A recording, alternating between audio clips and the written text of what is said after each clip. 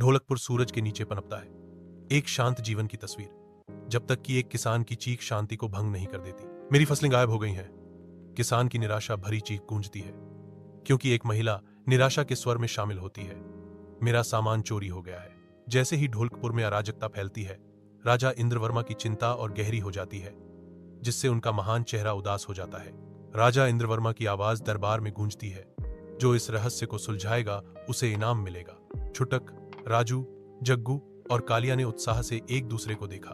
रोमांच की एक साझा चिंगारी ने उनकी युवा आत्माओं को प्रज्वलित किया।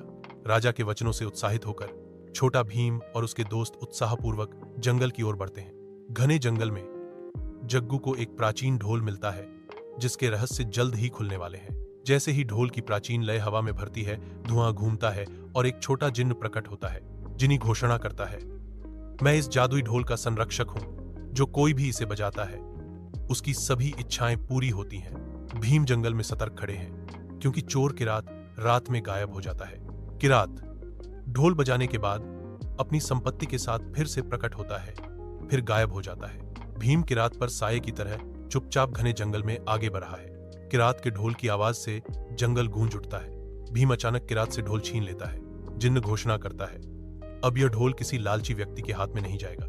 जिन्न ढोल के साथ छाया में गायब हो जाता है। ढोलकपुर में शांति लौटने पर राजा इंद्रवर्मा भीम को पुरस्कृत करते हैं। भीम घोषणा करते हैं, जादू हो या शक्ति, इसका उपयोग हमेशा अच्छे कार्यों के लिए किया जाना चाहिए।